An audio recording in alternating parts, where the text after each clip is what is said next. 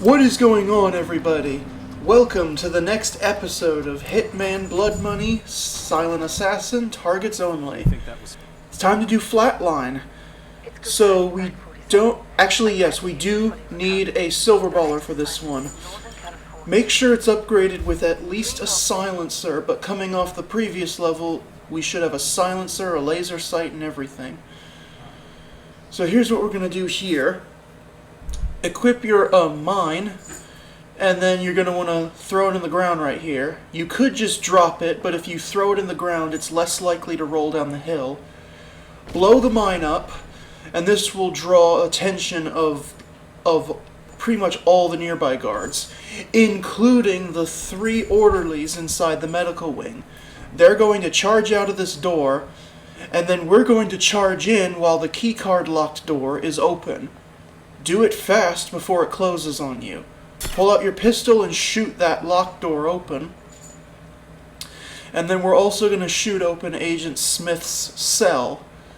Don't go through the effort of getting the cell key because that'll take too long. We need to get in and out of here pretty quickly, especially since the Agent Smith dialogue is completely unskippable. So as per usual, it's random which of the 3 targets is the main target, but the other 2 become optional for extra money, so regardless of how you do the mission, the strategy isn't going to change. And I said that with my official strategy, and it still remains the same here. So let's go ahead and get him sedated with our death serum, and then Diana will just give us the typical talk about, ooh, there's 2 more New York family people here. If you can eliminate one or both, you'll get some extra money. Alright, so what we're going to do after this, up in that break room up above this medical wing, we need to get the key card rehab off of the we need to get the key card rehab off the table, because we're going to go back through the keycard lock door, and they're not going to have the door open for us this time. So take keycard rehab. You can go through this door. We busted the lock when we shot it open. Yep, just like this. We'll have to pick the lock to get out this door here. Now we need to climb to the roof. We got a downspout right here where we can do that. Don't climb up all the way because one of the target's bodyguards is overlooking the railing. Just wait for him to move. Alright, climb over. First thing we need to do, use the left side door. You'll want to peek through the keyhole to see if the blue robe target, Lorenzo, is walking by. If he's already walked by with his bodyguard, you can charge to the other side of the floor. We need to get to this open room over here, close the door, and then suit therapist. The laundry bag is a therapist uniform, which we're going to use to walk around. So Lorenzo's in his room. We're going to eliminate him in there. So we'll go back to the balcony. This time use the other door, get behind Lorenzo, and yoink him with the fiber wire, just like as the Cotty would say, yoink. Anyways, the other 2 targets, we're going to lure them to the therapy room as the therapist, because while you're wearing this disguise, as soon as they see you, they'll ask you for a session, and then this will trigger them to go to the therapy room, and they'll just sit in a chair waiting for you. We're going to take advantage of this by luring one up there, fiber wiring him, and then we're going to hide him in this little balcony area that overlooks the study. That way the first body is hidden from the second one, and then you should hide the second one over there too. Hold on one second.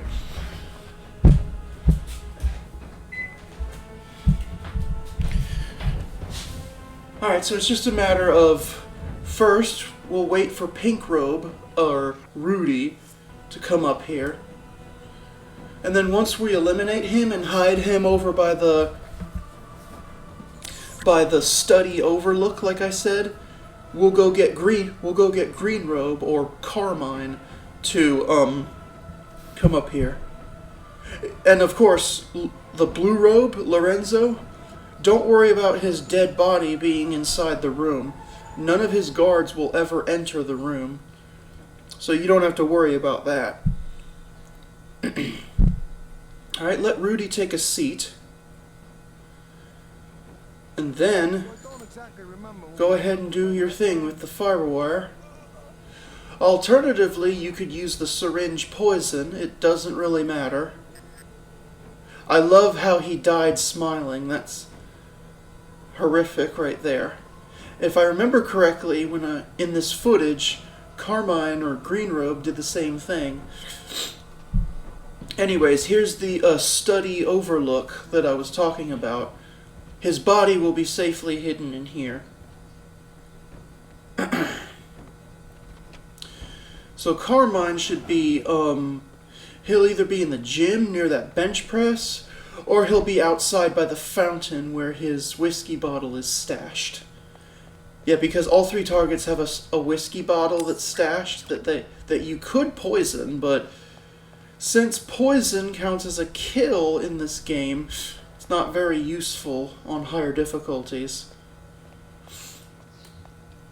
In fact, the only bottle that's really convenient to poison in this level is Lorenzo's or Blue Robe's, because it's in a pretty secluded room, so it's possible you could avoid his body being found. But Carmine and Rudy's bottles are out in the open, so their poison kills are not viable. Anyways, here he comes now. Alright, he'll want a session, so we'll head over to the same therapy room in the center area upstairs, which, conveniently, unless you cause a massive distraction that forces guards in there, nobody ever sets foot in the large, big therapy office. So becoming the therapist and luring your targets in there is a good viable strategy. It's just slow compared to the accident kills we did one right after another in the main strategy. But we did speed it up by just eliminating Lorenzo in his room. But that's mostly a matter of good timing.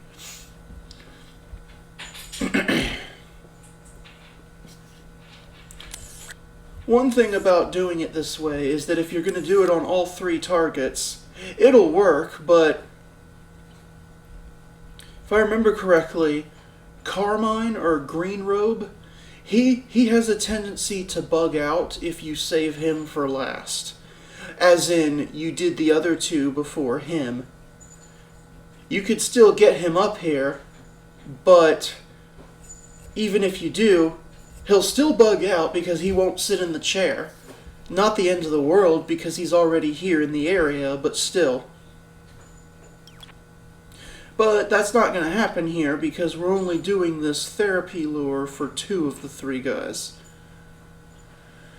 So let him take a seat. And just do the same thing again. I'm kind of an angry person. You don't necessarily need to hide his body, but I would suggest it just to be safe. So yeah, he's out. And he died smiling too, I think. But let's drag him.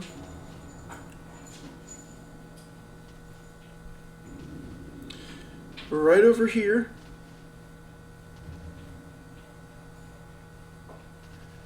Just like so. And now we'll go back to the office where we left our suit, and we're going to have to charge out of here. But as long as your timing is lined up with mine, you can get out without anyone noticing you. So just charge through the therapy room, and then this room right here. And then as far to the right as possible, drop down from the roof to this back area. I can't stress that enough. Do it as far to the right as possible so that there's no risk of getting caught. And then cut through here, and we're free. We just need to go to the morgue and revive Agent Smith. But that's easy. In this timing, the orderly that now guards this area as a result of bringing Agent Smith over here, he should already be here. You can either try to make him turn around. If you want to risk it, you can try to sedate him while he's turned around. I'd recommend throwing a coin in front of his face so that he doesn't move, but the safer option is to just wait for him to leave the room, and then you can revive Agent. And then the exit is the literal exit door over here. There you go. That one's actually not that hard. It's a little lengthy, but it definitely works. Alright, that takes care of this mission. See you next time.